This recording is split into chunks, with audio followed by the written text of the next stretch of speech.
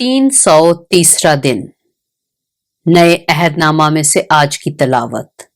इब्रानियों के नाम पौलुस रसूल का खत, उसका पहला बाब, पहली आयत से लेकर 14वीं आयत तक।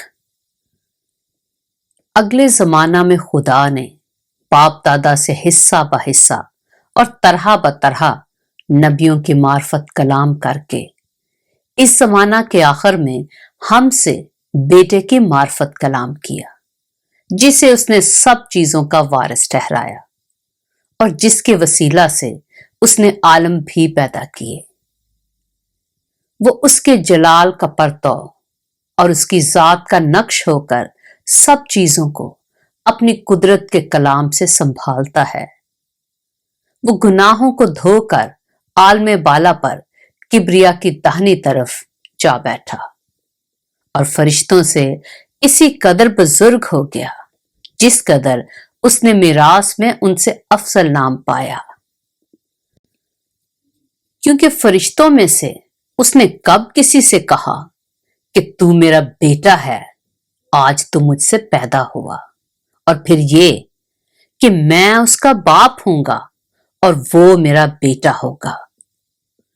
और जब पहलौठे को दुनिया में फिर लाता है तो कहता है कि खुदा के सब फरिश्ते उसे सिजदा करें, और फरिश्तों की बाबत ये कहता है कि वो अपने फरिश्तों को हवाएं और अपने खादिमों को आग के शोले बनाता है।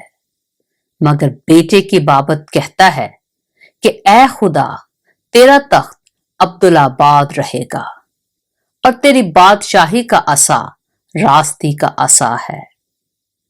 तूने रास्तबाजी से मोहब्बत और बदकारी से अदावत रखी।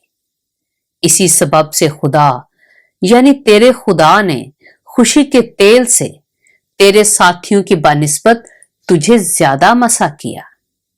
और ये कि ऐ खुदावंद, तूने इब्तिदा में जमीन की न्यो डाली और आसमान तेरे हाथ की कारीगरी हैं। वो नेस्त हो जाएंगे मगर तू बाकी रहेगा, और वो सब पोशाक की मानद पुराने हो जाएंगे। तू उन्हें चादर की तरह लपेटेगा और वो पोशाक की तरह बदल जाएंगे। मगर तू वही है और तेरे बरस खत्म ना होंगे। लेकिन उसने फरिश्तों में से किसी के बारे में कब कहा कि तू मेरी दाहिनी तरफ बैठ, जब तक मैं तेरे दुश्मनों को तेरे पांव तले की चौकी ना कर दूं। क्या वो सब खिदमत गुजार रूहें नहीं जो निजात की मिरास पाने वालों की खातिर खिदमत को भेजी जाती हैं? पाक कलाम के पढ़े और सुने जाने पर खुदावंद की बरकत हो।